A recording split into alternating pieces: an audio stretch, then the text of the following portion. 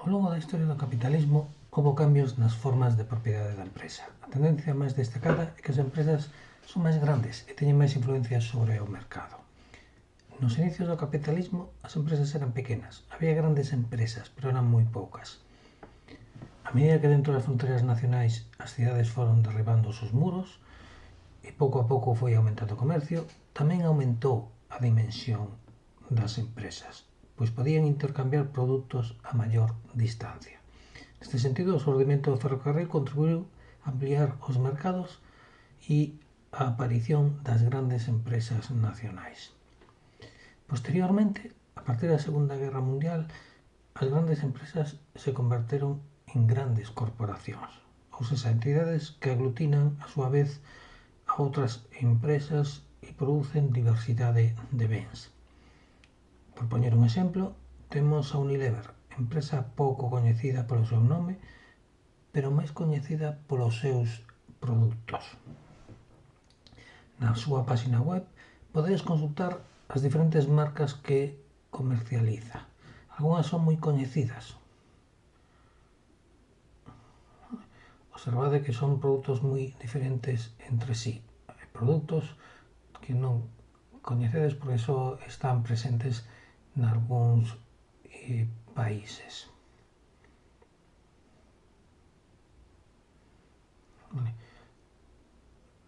Abrangue diferentes visións como beleza e cuidado persoal, alimentación e refrescos, cuidado do fogar, purificadores de auga e a súa presencia internacional.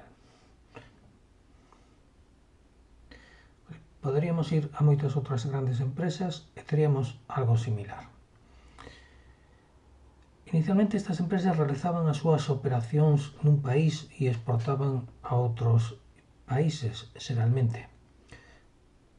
Hoxe en día, as grandes empresas convertéronse en compañías multinacionais, organizadas en base a unha empresa matriz da que dependen as súas filiais. Normalmente a matriz está no país de orixe, pero as súas filiais poden estar dispersas polo resto do mundo. Hai multinacionais que xa teñen máis activos fora do seu país que adentro.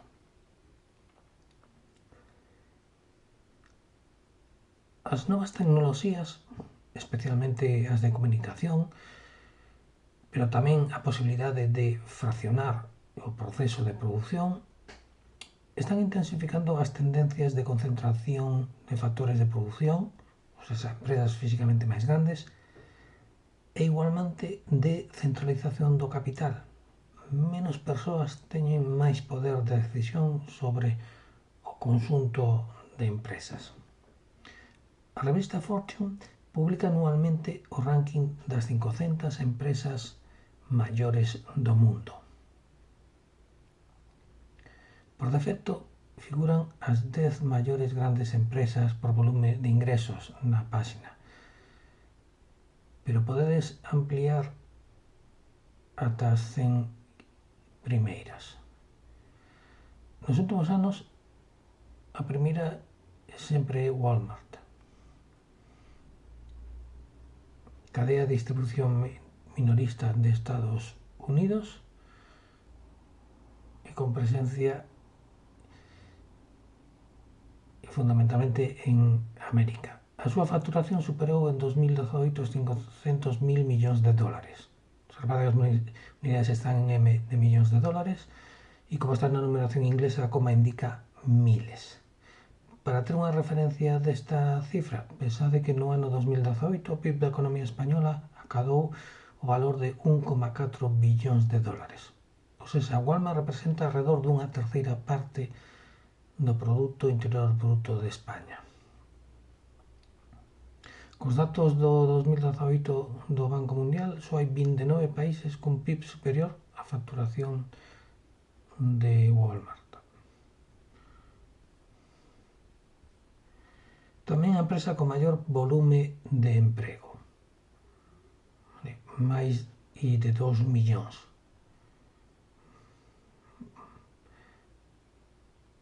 Se nos movemos pola táboa cara abaixo, veremos que a maioría das empresas das 100 primeiras e teñen un volume de emprego superior aos 200.000 ocupados, ou unha cifra moi similar. O sea, estas empresas superan a poboación de moitas cidades españolas. A dimensión económica das empresas multinacionais exerce unha influencia significativa sobre a orientación produtiva dos países, especialmente cando son pequenos. É o caso da localización da empresa de microprocesadores Intel en Costa Rica. De acordo coa información que a compañía ten na súa páxina web, dende 1997 a súa presencia convertiu a este país centroamericano nun exportador de produtos de alta tecnoloxía, o 60% das exportacións de I+D do país. Unha consecuencia desta maior dimensión das multinacionais está relacionada coa competencia nos mercados. Cantas máis grandes son as compañías multinacionais, menos espazo quedan para as pequenas empresas. Na actualidade é habitual que determinados mercados de bens e servicios estean dominados por 3, 4 ou 5 empresas. Pensad en actividades como a telefonía, ordenadores, redes sociais, distribución de paquetería, buscadores de internet, etc. Temos mercados oligopólicos. Poucas empresas dispoñen de poder para fixar precios e cantidades nos mercados en prexuicio do consumidor. O seu maior poder esténdese tamén á esfera política. Basta que unha multinacional insinúe que está pensando en instalarse nun país para que os estados ofrezan favorables condicións a ditas empresas co gallo de evitar que se vayan a outro estado veciño. Os propios sindicatos, temerosos da deslocalización, igualmente reducen as súas exixencias co obxectivo de manter o emprego.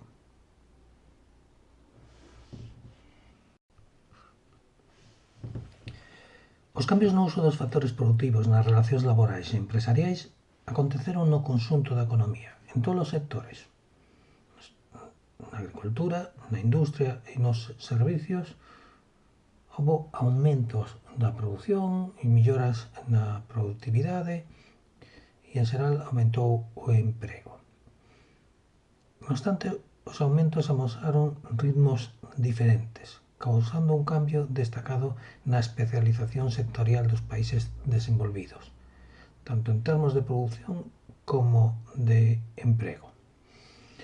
É sabido que actualmente hoxe en día o sector servicios acapara a parte máis importante da produción e do emprego, fenómeno que coñecemos como terciarización da economía. Paralelamente, o sector agrario presenta unha escasa dimensión relativa, unha tendencia que xa se produciu dende os inicios da industrialización.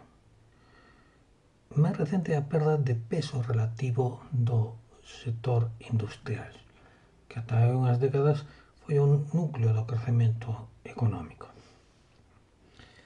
Vexamos estas tendencias para o conxunto de países de ingreso alto. Podemos ver gráficamente a situación e evolución recente da especialización sectorial dende 1995 ata 2018. Temos representado na liña laranxa o sector servicios. A meirande parte da produción final ten lugar neste sector, máis dun 69% do valor engadido bruto. No gráfico do centro temos a participación no emprego. De novo a liña laranxa representa o sector servicios, máis do 74% dos empregados están ocupados neste sector. A industria, a liña vermella, representa menos dun 25% en termos de produción e tamén en termos de emprego xa está por debaixo do 25%. Por a súa banda, o sector agrario móvese alrededor do 1% en produción e do 3% en emprego.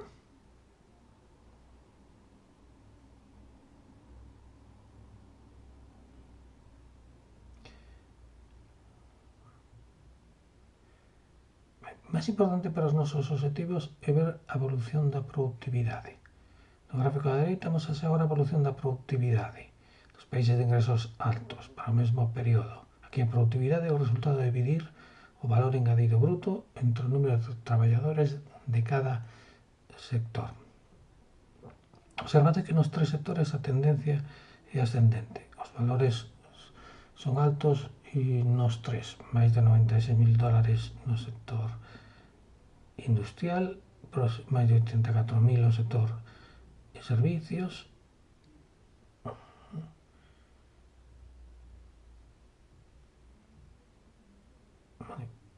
e por debaixo dos 40.000 dólares no sector agrario. Máis baixo aquí, pero vedes que tamén medrou sustantivamente dentro dos 16.000 dólares de 1995.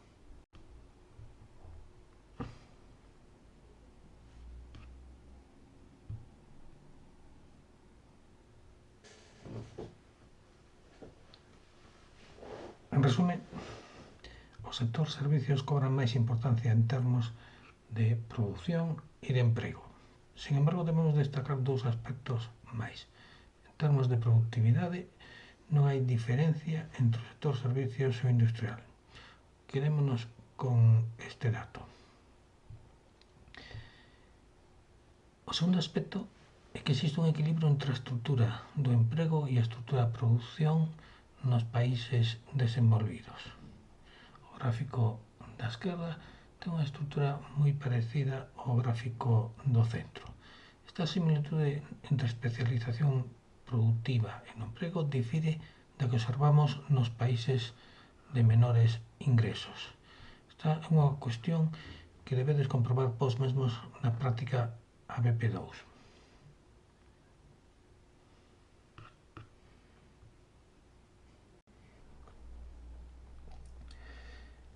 Vexamos que cambios se produciron en cada un dos tres grandes sectores. Cambios cualitativos que poden explicar estes cambios cuantitativos que mencionamos anteriormente.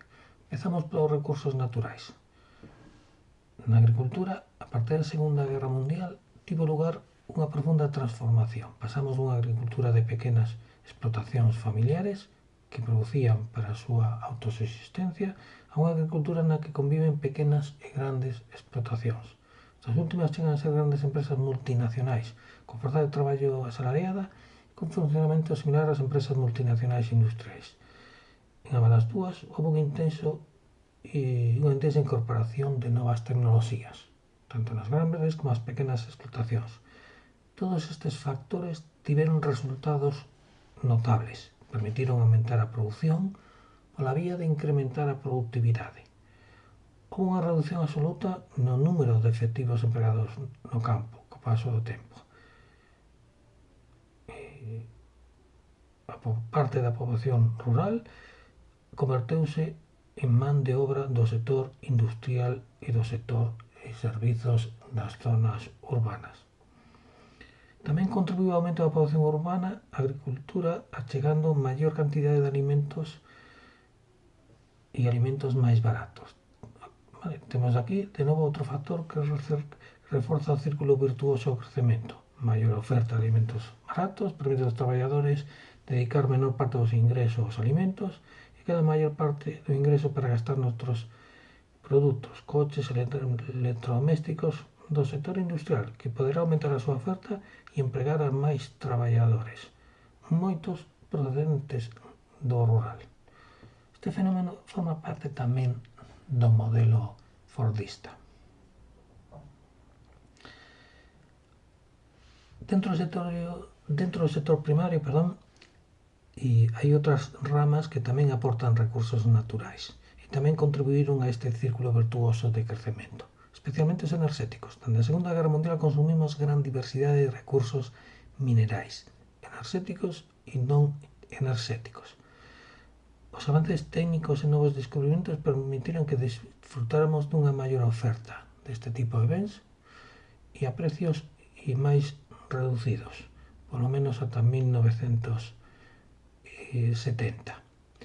Enerxía máis barata supón efectos positivos para os ingresos das familias e os custes das empresas. As familias poden gastar máis noutro tipo de bens e as empresas reducen os seus custes e aumentan a productividade.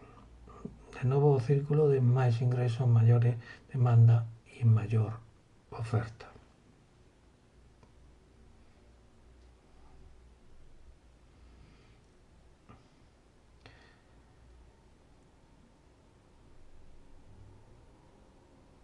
No caso dos recursos non enerxéticos minerais, debemos destacar que existe unha gran asimetría entre produtores e consumidores. Normalmente son poucos os produtores e numerosos os consumidores. Tende tamén a coincidir que entre os produtores hai máis países en vía de desenvolvemento e que entre os consumidores hai máis países desenvolvidos. Isto claro no caso do petróleo. Isto vai ter consecuencias cando falemos das posibilidades de crecemento dos países en vías de desenvolvemento. Ben, así contribuíu o sector primario ao desenvolvemento económico. Chegados a este punto parece razoable propoñer que se isto funcionou para os países desenvolvidos, debería ser o camiño a seguir para os países en vías de desenvolvemento. Non obstante, topámonos aquí cos seguintes impedimentos. En primeiro lugar, os límites da propia natureza. Empezamos a ter dificultades para manter os crecementos da produción, das productividades en certas ramas de actividade, na agricultura, na pesca, no sector dos minerais. Un segundo problema que temos a nivel mundial, o paradoxo alimentario que existe entre países ricos e países pobres. Nos países desenvolvidos temos exceso de producción e de sobrealimentación. Chegamos a tirar alimentos, a destruílos, cando no mundo hai máis de 500 millóns de persoas que están malnutridas.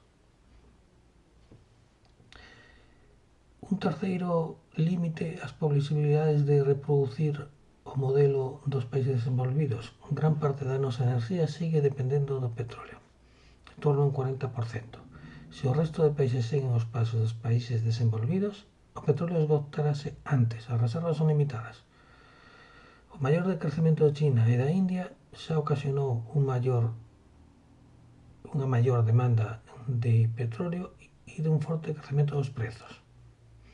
Volveron a abaratarse os prezos do petróleo a partir da crise de 2008 e da crise provocada pola pandemia do coronavirus.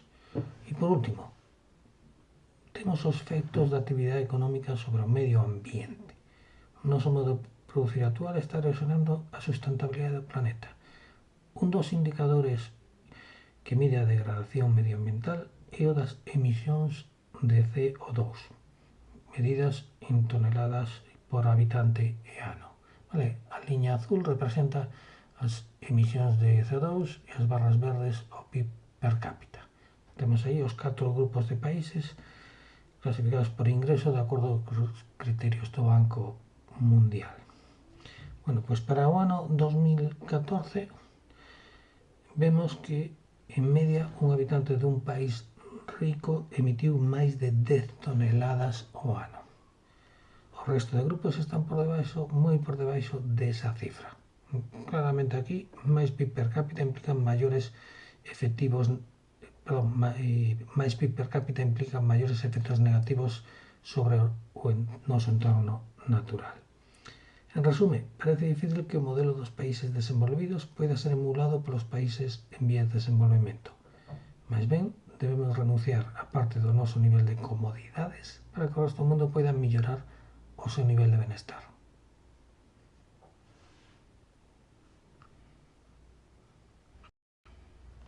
A evolución do sector industrial e dos servizos está moi ben cellada entre sí. O peso relativo que perde a industria é absorbido polo crecemento do sector servizos. Amosamos xa que a participación da industria na produción e no emprego foise reducindo ata xa estar situada no 22%. Sin embargo, dentro do propio sector industrial, hai ramas máis afectadas pola caída que a outras. Acontece que os países desenvolvidos abandonan a produción de bens relacionadas coa primeira transformación de materias primas e céntranse máis ben nas manufacturas e, sobre todo, naquelas que requiren procesos máis complexos de transformación e de deseño. Desaparecen as industrias maduras e aparecen outras máis innovadoras que achegan máis valor engadido. Dito de outro xeito, os países desenvolvidos fabrican menos roupa e prefiren centrarse no deseño desa roupa. Así, as fábricas se deslocalizan a novos países con custes salariais máis reducidos, cos que é moi difícil competir. Estas tendencias explican, en parte, que o sector perde importancia en termos cuantitativos e cheguemos a falar de desindustrialización. Paralelamente, temos o sector servicios que concentra a maior produción ou emprego, máis dun 70%, xa un 76,88% en Estados Unidos. Ainda pode subir máis. Determinados factores contribúen a ese crecemento. Na dinámica diaria das empresas son cada vez máis importantes as tarefas relacionadas coas finanzas, o diseño, o marketing, a calidade. Todas estas son actividades nas que non se produce nada tangible, só se presta un servizo. A dinámica do sistema demanda máis este tipo de tarefas. Determinados servizos son de por sí intensivos en traballo. A educación, a saúde, a atención de anciáns. Incrementar a produción destes servicios require sempre máis persoas. Dificilmente pode haber unha maior calidade na prestación dos servicios sanitarios se reducimos o número de médicos. De aí que sexa maior a participación no emprego total da economía. O aumento da renda tende a aumentar máis que proporcionalmente a demanda de certos servicios fronte á demanda de bens materiais. Un deles é o turismo, outro o mundo da cultura e dos espectáculos. Se as persoas teñen máis ingreso, demandan máis este tipo de servizos. Estes factores, en consideración con outros que non mencionamos aquí, explican o proceso de crecemento dos servizos, de tal modo que resulta que a terciarización e a desindustrialización son caras diferentes da mesma moeda. Unha implica a outra. En termos de posibilidades de crecemento futuro, semella que os países deben esquecerse da actividade industrial e concentrarse no sector servizos. Aquí temos que poñer un interrogante. Antes de precipitarnos a esta conclusión, debemos matizar algúns aspectos. A perda do sector industrial non é totalmente real, debido ao fenómeno da externalización das actividades empresariais que teñen como efecto o crecemento puramente estadístico do sector servizos. Cando contabilizamos quen produce o PIB, tomamos como unidade a empresa. Pensemos na situación 1. Seguinte, onde a empresa A produce coches, pero tamén realiza o resto de actividades que son necesarias para producir e vender automóviles, dende fabricar as pezas e montar o vehículo ata o seu transporte as actividades de administración e contabilidade.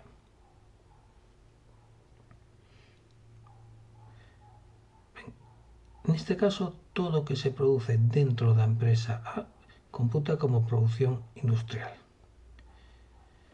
Comparemos agora coa situación 2, onde a mesma empresa sigue fabricando coches, pero contrata o transporte e os servicios contables a outras empresas. Estas dúas novas empresas están prestando servizos. En consecuencia, na situación 2 temos que a produción de A sigue computando como produtos industriais, pero agora hai unha parte da produción, a das empresas B e C, que computan como servizos. Antes computaban no sector industrial. Observade que o total do PIB en ambos casos o mesmo. Na situación 2 aumentou o peso relativo do sector servizos e diminuiu o peso relativo da produción industrial. Pero o único que ocurriu é que se separou formalmente o sector servizos do sector industrial.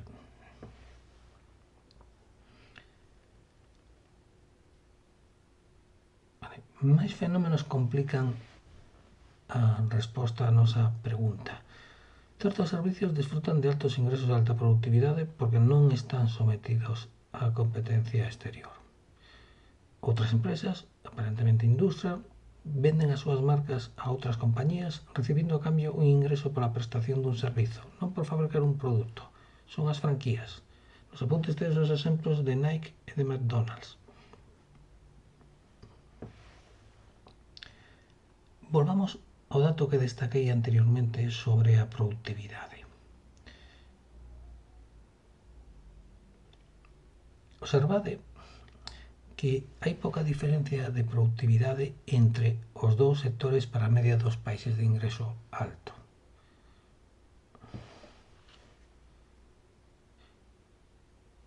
No caso da industria, a productividade estáse conseguindo porque se vai reducindo o número de traballadores e sustituindo por máquinas.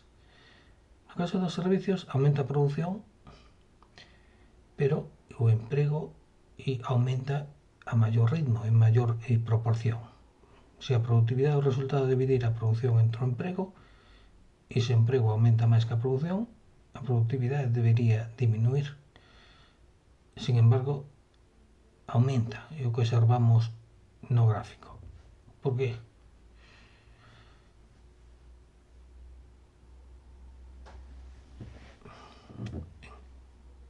Abordaremos esta cuestión na aula de teoría, na aula presencial. Aí veremos se realmente a productividade tan elevada no sector servicios como no sector industrial, e se realmente podemos crecer en base ao sector servicios que representa máis dun 70%. Bueno, rematamos aquí a parte do tema 2 dedicada a explicar os factores de crecemento polo lado da oferta. Na próxima sección abordaremos o lado da demanda.